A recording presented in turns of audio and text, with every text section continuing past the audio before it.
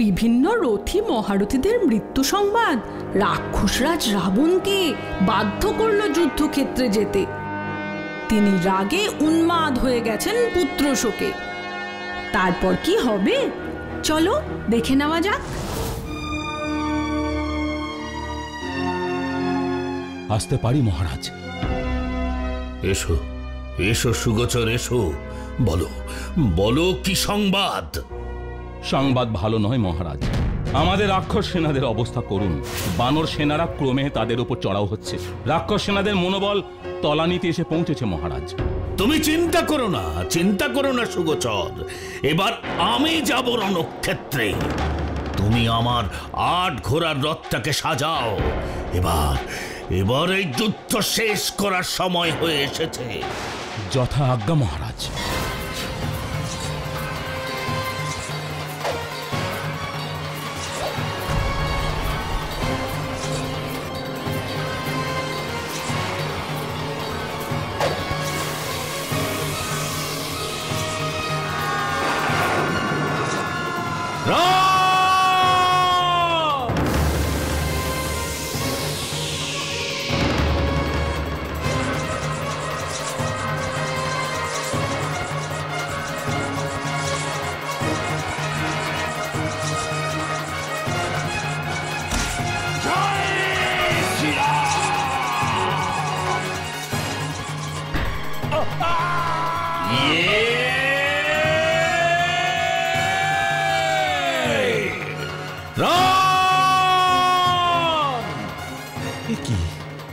রাবণের গলা, তার মানে রাবণ প্রভু রামের কাছে যাচ্ছে।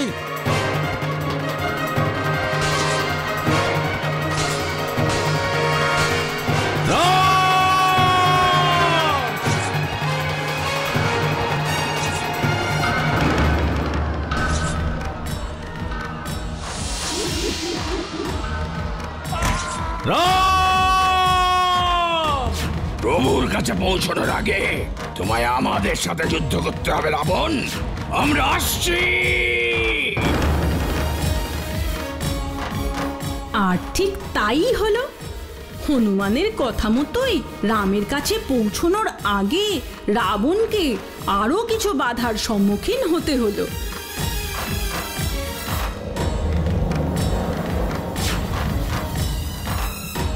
প্রভু রামের কাছে পৌঁছানোর আগে তোমায় আমার মুখোমুখি দাঁড়াতে হবে। তাহলে রামের আগে তোকেই মারি আয়।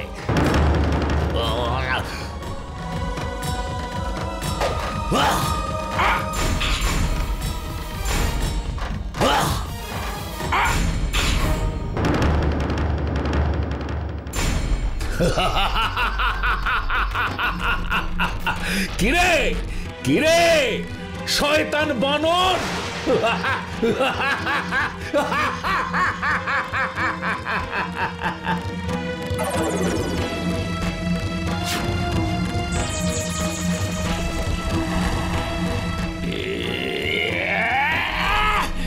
এই নে দুষ্ট রাবণ!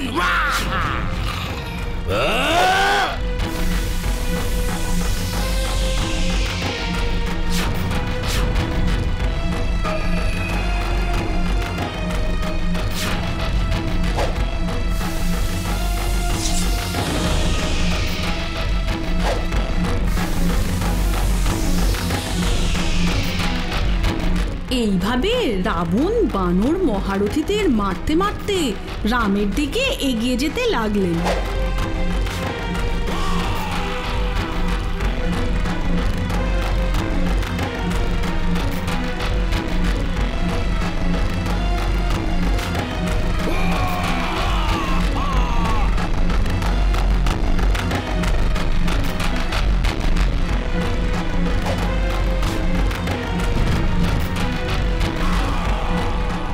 আর এমনই দৃঢ়ভাবে প্রতিপক্ষকে প্রতিহত করতে করতে রাবণ এসে পৌঁছালেন রাম লক্ষ্মণের কাছে।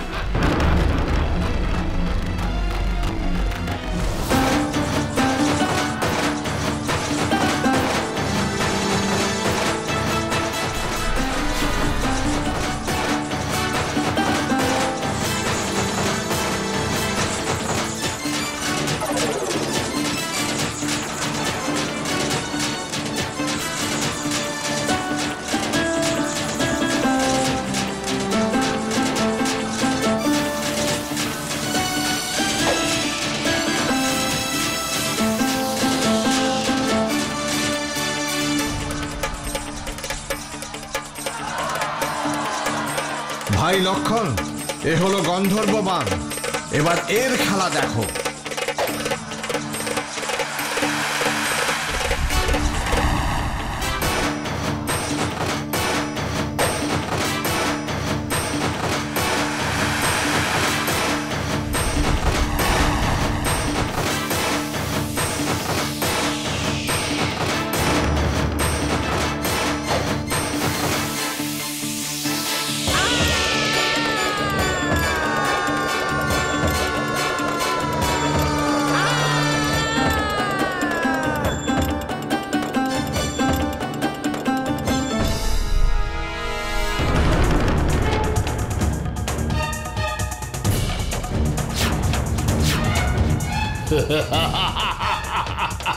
রাম, আজ তোর একদিন কি আমার একদিন।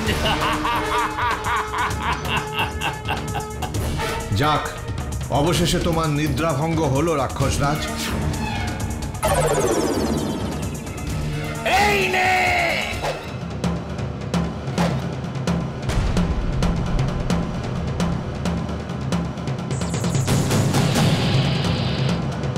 এবার এই সর্পবাণী তোকে জব্দ করবে।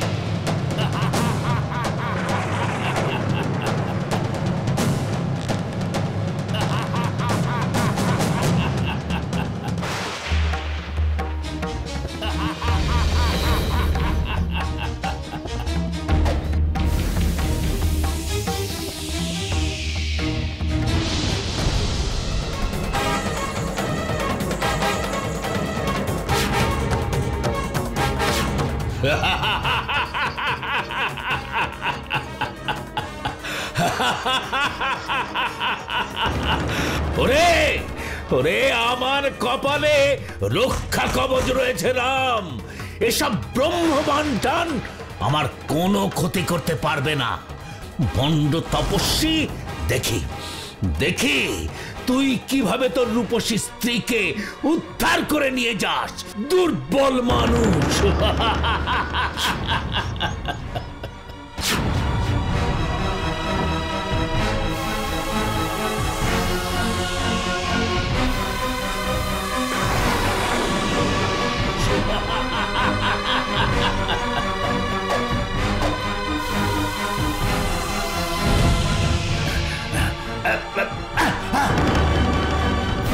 খবরদার, দাদাকে অপমান করলে তোকে এখানেই শেষ করে দেবো পাপিষ্ঠ।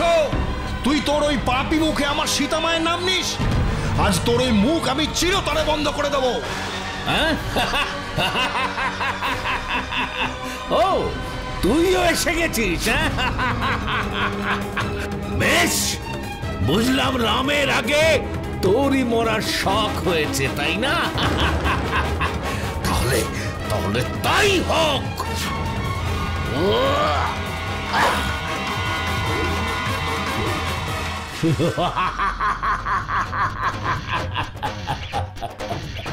এবার দেখ শয়তান, তোকে আজ কিছুতেই ছাড়বো না।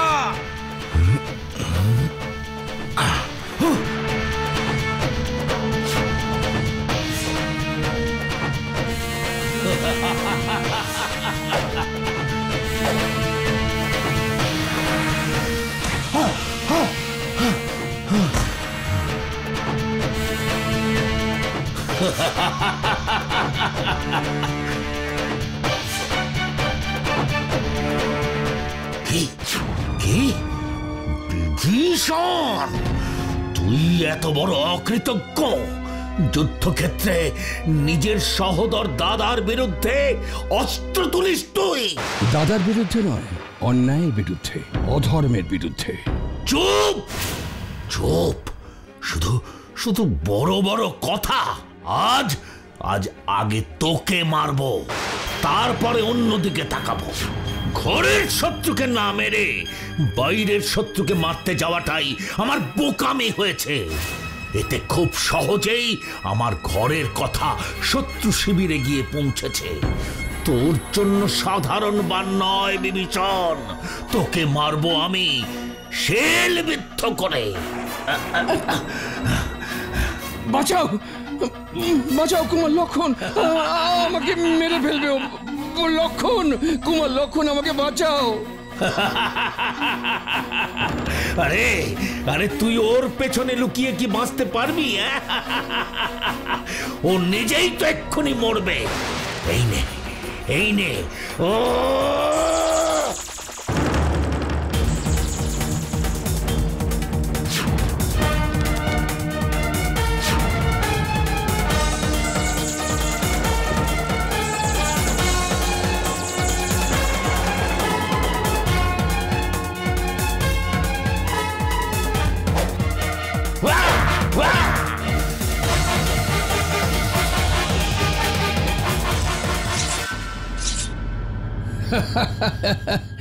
কি হলো দাদা, এই হলো তোমার চরম শক্তিশালী শেল? কি কি তোর এত স্পর্ধা? তোরা আমায় নিয়ে ঠাট্টা করিস?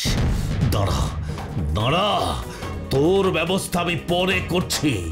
তার আগে লক্ষণকে দেখাই কাকে বলে ময়দানবের তৈরি করা শক্তিশালী।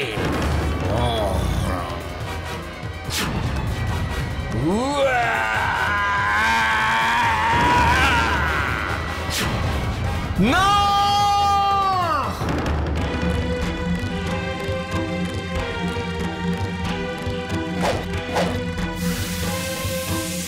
হে নারায়ণ, আমার ভাইকে শক্তিশালের হাত থেকে রক্ষা করো।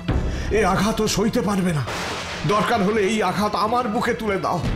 নারায়ণ, রাবণ তোমারও উপাসক, অনেক তপস্যা করে তবে ও এই সমস্ত অস্ত্র আশীর্বাদ রূপে পেয়েছে।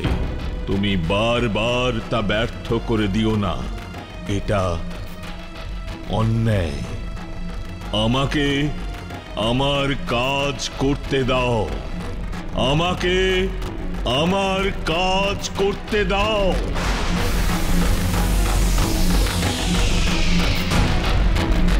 না,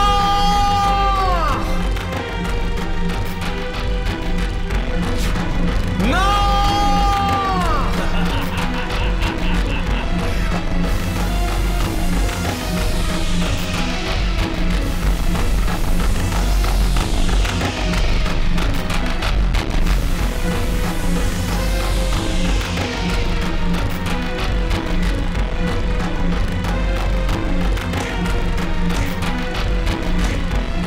ভাই কুমার!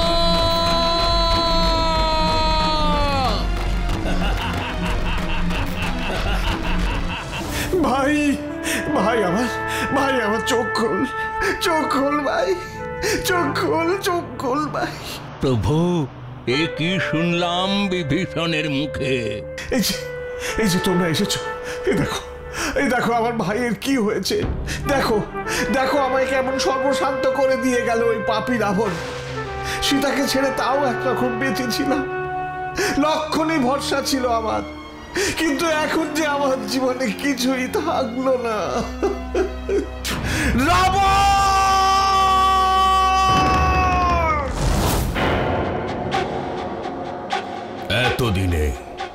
এতদিনে আমি বুঝে গেছি ওই রামের দুটো প্রাণ ভোমরা, একটা সীতা আর আরেকটা ওই ছোট ভাই লক্ষণ। সীতাকে তো প্রাণে ধরে মারতে পারবো না, রইল বাকি লক্ষণ। তার ব্যবস্থাও আমি করেছি, আর শুধু একটা রাতের অপেক্ষা। কিন্তু আমাদের এখানে ধরে আনা হয়েছে কেন রাবণ? বলছি সূর্যদেব, বলছি তুমি আর তোমার ভাই চন্দ্রদেব আমার সামনে এসো। লক্ষণ এখন অচেতন, কাল সকালে সূর্যোদয় হলেই তার মৃত্যু হবে। তাই সূর্যদেব, তুমি এক্ষুনি যাও, আর রাত্রি দ্বিতীয় প্রহর হলেই ভোর করে দাও। কিন্তু কোনো কিন্তু নেই সূর্যদেব, তুমি এক্ষুনি যাও, আর ততক্ষণ দেবতারা আমার কাছে বন্দী থাকবে, বুঝেছ? যাও।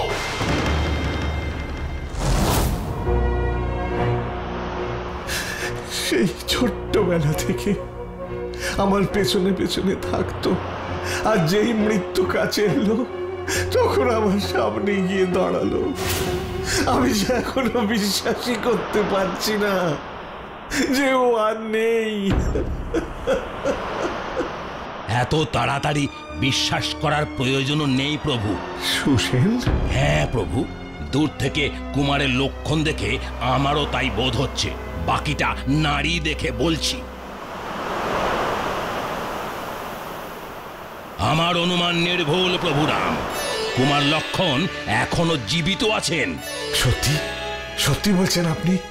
আমার ভাই বেঁচে আছে? আমি আমার ভাইকে ফেরত পাবো? ফেরত পেতে পারেন, কিন্তু তার উপায় বড় কঠিন।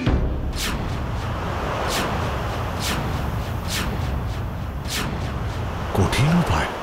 কি উপায়? গন্ধমাদন পর্বতে বিশল্যকরণী জড়িবুটি আছে, সেটাই হলো এই রোগের ঔষধ। আমি আজই রওনা দিচ্ছি। না প্রভু, পায়ে হেঁটে যেতে অনেক সময় লাগবে, কিন্তু কাল সূর্যোদয়ের আগে ঔষধ না পেলে রাজকুমার লক্ষণকে বাঁচানো যাবে না।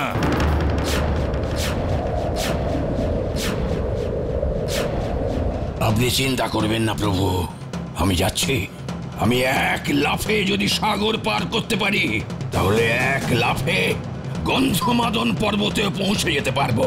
বেশ, তাহলে আর দেরি করো না হনুমান, তুমি এক্ষুনি যাত্রা করো। যথাজ্ঞা প্রভু। রামের আজ্ঞা নিয়ে আর ধন্বন্তরী পুত্র সুসেনের নির্দেশ মতো হনুমান গন্ধমাদন পর্বতের উদ্দেশ্যে পাড়ি দিল। আর সেই যাত্রাপথে তার দেখা হলো সূর্যদেবের সাথে। কে তুমি? পথ ছাড়ো আমার। আমি পবন পুত্র হনুমান, রাক্ষসরাজ রাবণের শক্তি ছেলে দশরথ পুত্র রামের ভাই লক্ষণ সংজ্ঞা হারিয়েছেন। তাই আমি গন্ধমাদন পর্বতে চলেছি বিশল্যকরণ জড়িবুটি আনতে। কিন্তু আপনি কে প্রভু? এমন মধ্যরাতে এমন আলো করে কোথায় চলেছেন আপনি? আমি সূর্য, রাক্ষসরাজ রাবণের আদেশ মতো মধ্যরাতে দিন আনতে যাচ্ছি। দয়া করুন প্রভু, এই ওষুধ প্রয়োগ করার আগে ভোর হয়ে গেলে রাজকুমার লক্ষণকে আর বাঁচানো যাবে না। আপনি আপনি দয়া করে রাত্রিবেলা দিন করে দেবেন না। আমি সবই বুঝতে পারছি হনুমান, কিন্তু বাকি সব দেবতারা রাক্ষসরাজ রাবণের কাছে বন্দী অবস্থায় আছে। আমি যদি আজ রাতকে দিন না বানাই, তাহলে সে ওদের ছাড়বে না। তাহলে এখন উপায়? একটা উপায় আছে হনুমান। কি উপায় প্রভু? আমি স্বেচ্ছায় তোমার কথা শুনবো না, কিন্তু আমি তোমার কাছে স্বেচ্ছাবন্দী হয়ে থাকতে পারি। তাহলে আমার আর কোনো দায় থাকবে না। বেশ, তাহলে তাই হোক। আপনি আপনি আলো নিভিয়ে এই রথেই আমার কাছে বন্দী হয়ে থাকবেন।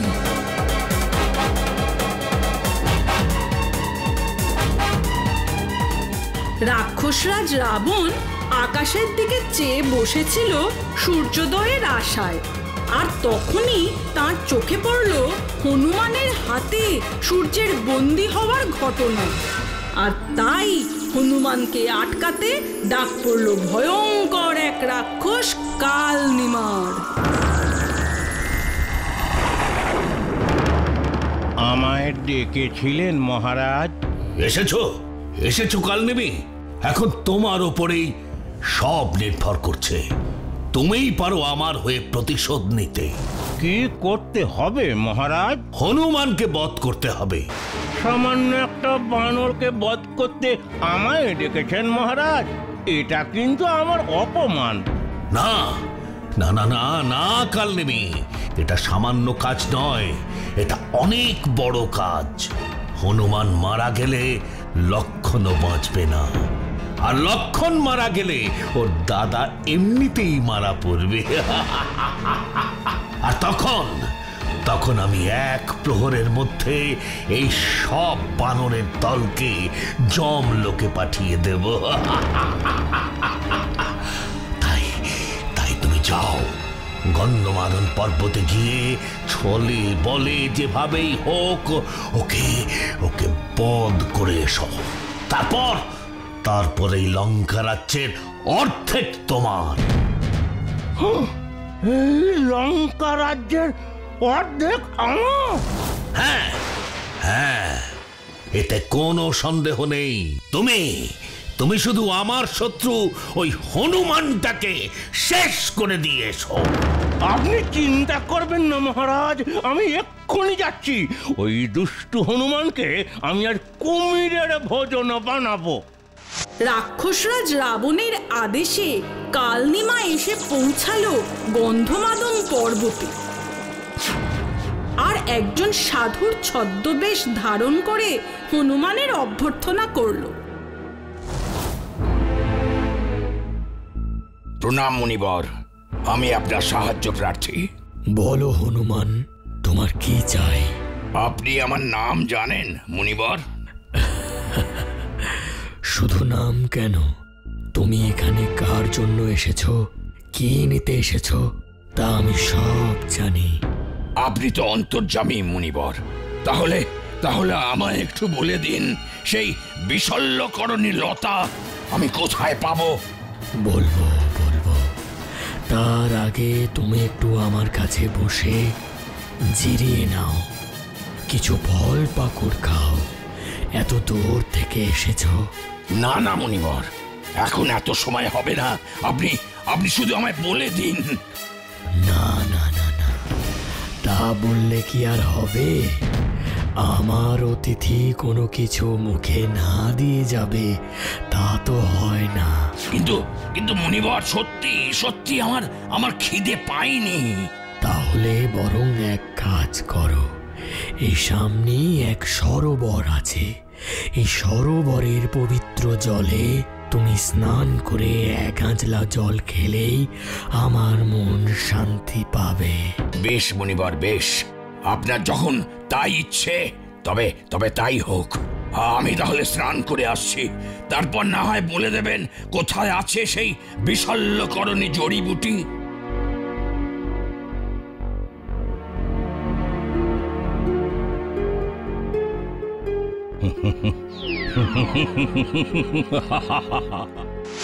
মুনিবরের আদেশ অনুসারে হনুমান এসে নামল গন্ধমাদন পর্বতের স্নিগ্ধ টলটলে সরোবরে।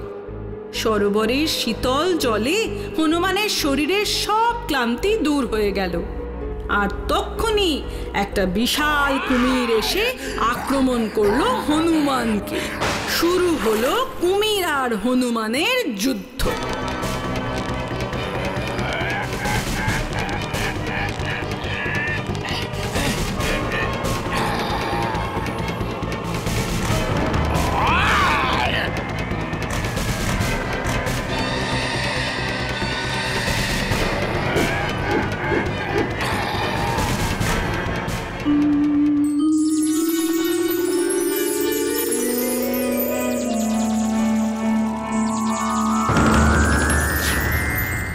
আপনি কে দেবী?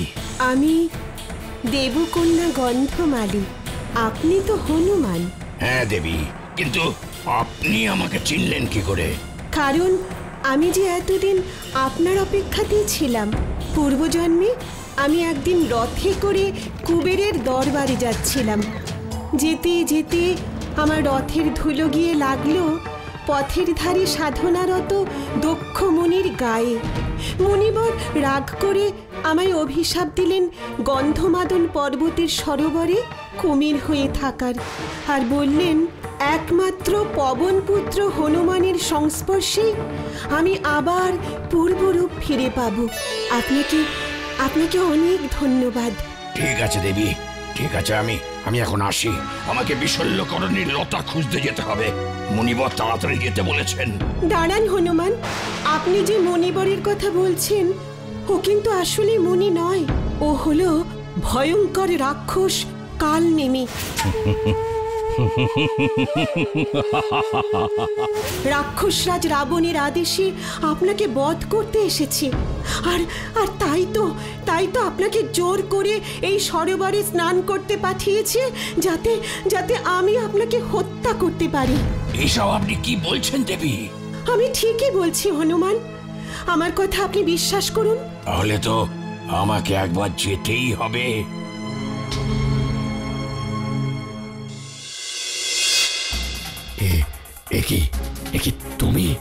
তুমি ঠিক আছো নাকি? হ্যাঁ, কেন? আপনি তো বললেন স্নান করে আসতে। এ বেঁচে কি করে ফিরলো? না, একে অন্য কোনোভাবে বধ করতে হবে। কি হলো মুনিবর, ফল দেবেন না খেতে? হ্যাঁ, নিশ্চয়ই দেব। আমি সব ফল খেয়ে নিলে তুমি কি খাবে কাল দেবী? আমি তাহলে তোকে খাবো।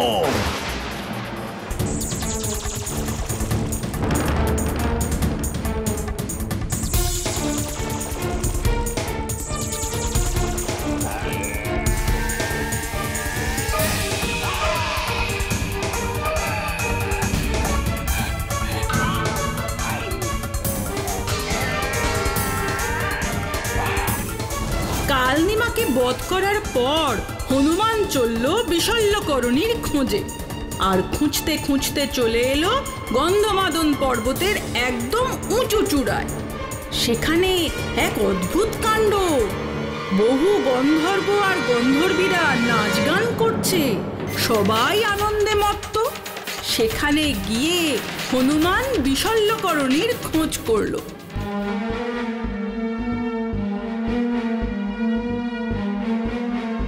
আমাকে একটু বিশল্যকরণের খোঁজ দিতে পারবেন? দেখতে পাচ্ছ না আমরা নাচ গান করে আনন্দ করছি? ক্ষমা করবেন, কিন্তু এটা আমার খুব দরকার। এটা না পেলে আমি আমার বন্ধুকে বাঁচাতে পারবো না। বানরের আবার বন্ধু? তোর বন্ধু বাঁচলো কি মরলো তাতে আমার কি? হ্যাঁ, কি তুই আমার বন্ধুর মৃত্যু কামনা করলি? এবার দেখি তোর মৃত্যু ঠেকায় কে।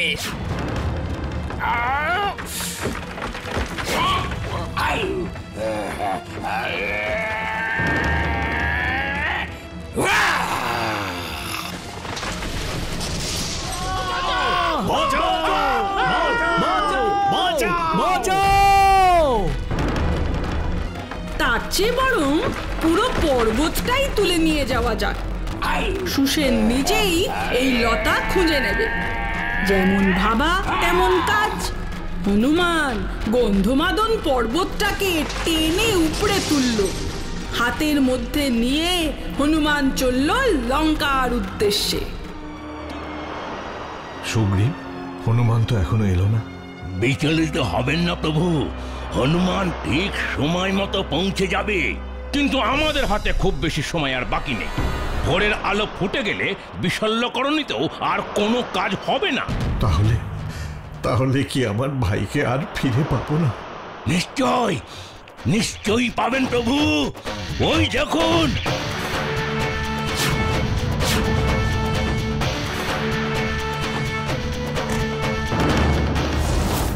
আমি বিশল্যকরণী খোঁজার সময় পাইনি, আপনি যদি একটু নিজে খুঁজে নেন।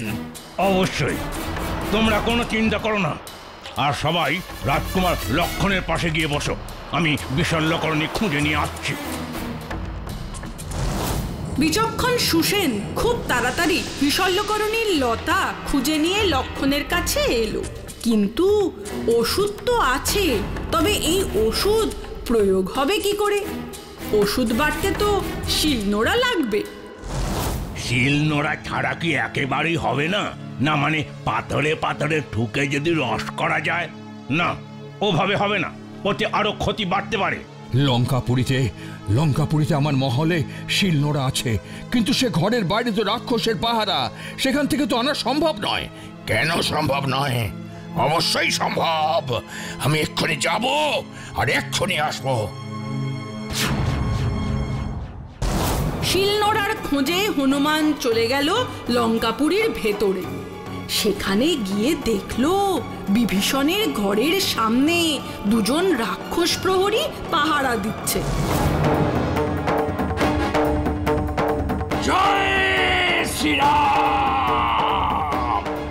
কিন্তু হনুমানকে আটকায় কার সাধ্য? সে ঠিক সবার নজর বাঁচিয়ে শিলনোড়া নিয়ে চলে গেল সুসেনের কাছে।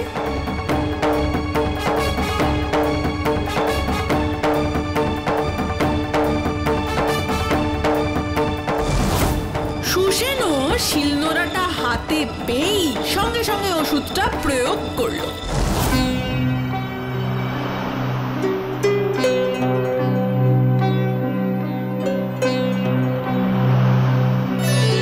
ভাই, আমার ভাই, ভাই,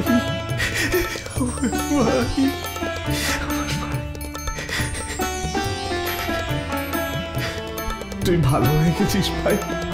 তোকে ছাড়া যে আমি উন্মাদ হয়ে যাচ্ছিলাম, তুই না বাঁচলে আমিও বাঁচতাম না রে ভাই। হনুমান, তার আগে ওই গন্ধমাদন পর্বতটাকে জায়গা মতো রেখে আসতে হবে। অবশ্যই। কি এত কিছুর পরেও সেই লক্ষণ প্রাণ ফিরে পেয়েছে? সব হয়েছে ওই ওই হনুমানটার জন্য। ওকে ওকে আমি ছাড়বো না, কিছুতেই ছাড়বো না। ওই গন্ধমাদন পর্বতের নিচেই ওকে আমি চেপে মারবো। দাঁড়া দাঁড়া, আমি আমি এক্ষুনি তোর মৃত্যুর ব্যবস্থা করছি। কে তোরা? আমার রাস্তা ছাড় বলছি।